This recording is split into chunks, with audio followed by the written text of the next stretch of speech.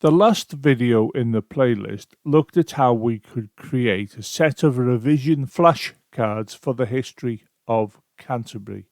In this video, I'm going to take a look at the prompt that achieved that, and you can see that in front of you at the moment, and I'm going to alter it by highlighting the history of Canterbury and changing it for another topic.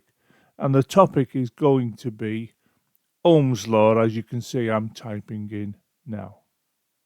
I also, as I pointed out in the last video, suggested we should amend this prompt by removing this line here, because when we looked at the flashcards that were produced, it put in visual cues icons which in fact distracted from the final document, and I manually deleted those visual cues. So I'm going to highlight this here and delete it.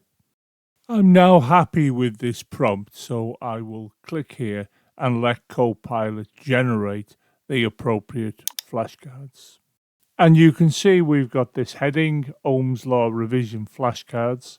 This is the first flashcard here. It's on the basics of Ohm's Law, and these are the questions, and here we have the answer and the explanation. So, for example, it says, what is Ohm's Law? And it says here, it states that current through a conductor is directly proportional to the voltage across it and inversely proportional to the resistance. It then, as you can see when I scroll down, has produced another flashcard here, and it is expecting you to do some calculations based on these questions, and you can see the results are shown here.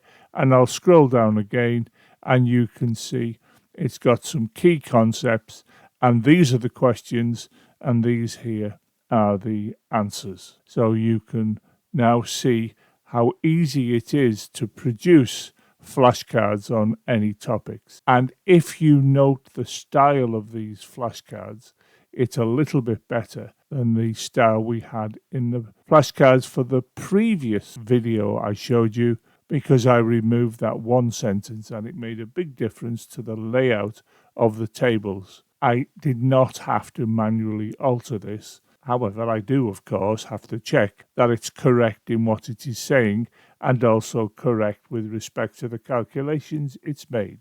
But again, the speed at which this information is produced, well, it did it in, well, frankly, less than a minute.